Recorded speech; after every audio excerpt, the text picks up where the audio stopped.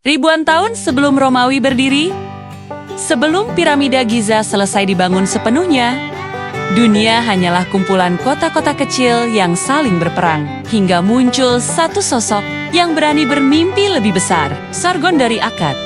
Dialah pria yang menyatukan lembah sungai Tigris dan Eufrat, menghapus batas-batas kota, dan mendirikan apa yang kita kenal sekarang sebagai kekaisaran pertama di dunia. Inilah kisah Kekaisaran Akkadia, sebuah peradaban yang mengubah cara manusia memerintah selamanya. Kisah Akkadia tidak lepas dari mitos Sargon Agung. Konon, ia adalah anak seorang imam wanita yang dihanyutkan di sungai, ditemukan oleh seorang tukang kebun, dan akhirnya menjadi pembawa cangkir bagi Raja Kish. Namun, Sargon bukan pelayan biasa. Ia menggulingkan rajanya, membangun pasukannya sendiri, dan menaklukkan kota-kota Sumeria satu persatu. Ia tidak hanya menjajah. Ia menciptakan sistem baru, di mana satu raja menguasai banyak bangsa. Inilah kelahiran konsep imperium. Apa yang membuat Akkadia begitu kuat? Pertama, militer. Mereka adalah pionir penggunaan panah komposit yang bisa menembus baju zirah musuh dari jarak jauh. Kedua, administrasi. Sargon menyadari bahwa untuk menguasai wilayah luas, ia butuh standar yang sama. Ia memperkenalkan sistem timbangan dan ukuran yang seragam, serta menjadikan bahasa Akkadia sebagai bahasa resmi birokrasi.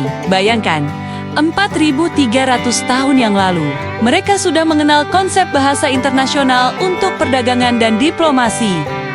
Kekaisaran ini bukan hanya soal pedang. Putri Sargon, Enheduanna, menjadi sosok penting. Ia diangkat sebagai pendeta agung dan menjadi penulis atau penyair pertama dalam sejarah, yang namanya tercatat secara resmi. Melalui tulisannya, ia menyatukan kepercayaan Sumeria dan Akkadia, menciptakan stabilitas budaya yang mengikat kekaisaran selama berabad-abad. Tanpanya, Akkadia mungkin hanya akan diingat sebagai penakluk, bukan pembentuk peradaban.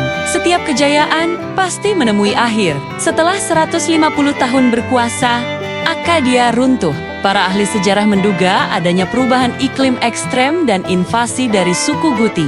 Namun, meski kotanya hilang di telan pasir, genetika kekaisaran Akkadia tetap hidup. Konsep pemerintahan pusat, standar perdagangan, dan ambisi untuk menyatukan dunia di bawah satu bendera diwariskan ke Babilonia, Asyur, hingga kekaisaran modern saat ini.